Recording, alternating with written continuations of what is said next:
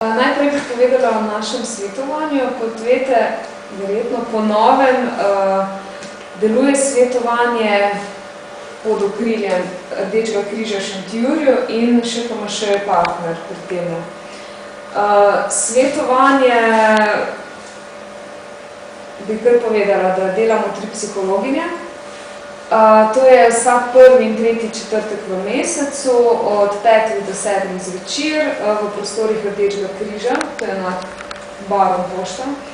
Naročati se ni treba, stvar je anonimna, brezplačna, kar je, da je včasih treba malo počakati. No.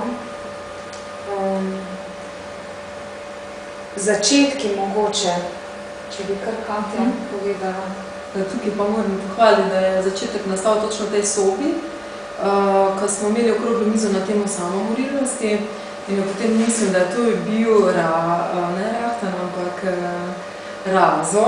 Rekel, kaj pa, če bi mi imeli v Šentjurju tako svetovanje, brezplačno, tako imamo pravno svetovanje, psihološko svetovanje, pač kot tak velik samomorilnosti, da naredimo nekaj za to, da premaknemo.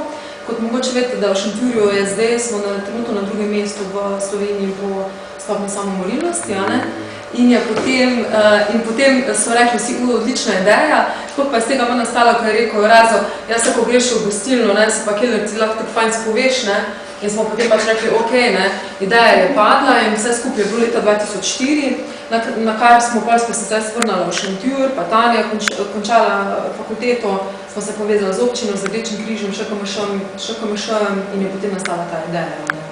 Gre se pač za to, da lahko čisto vsak, ni to povezano s samomorilnostjo, ampak čisto vsak pride do brezplačne pomoči, to je bolj oblika svetovanja, da dobiš neke nadaljne informacije, na koga se obrneš, ali pa tudi nek razgovor, v bistvu, da lahko tudi skupaj neke stvari predebatiraš in narediš prav na nekem strokovnem nivoju, da ni pač tak razgovor, da se ti pogovori s svojim prijateljem, ampak pač da lahko prav z nekimi cilji pa opredeljeno načinom svetovanja delaš na nekih svojih problemih.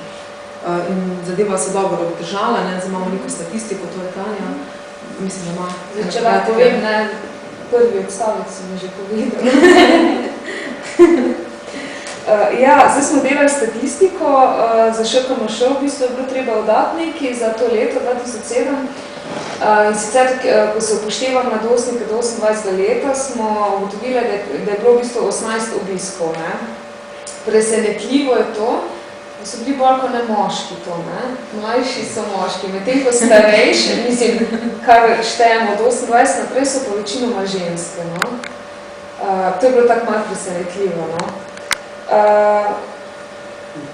Ponavadi je tak, da ko pride nekdo enkrat, pol tudi večkrat pride, dlje časa hodi. Problem tudi ni vedno samo eden, nažalost, stvari se odlašajo in potem je dosti težje reševati, tako da res ljudje prepozno poiščejo pomoč, prepozno pač. Fajn bi bilo, če bi jo že prej,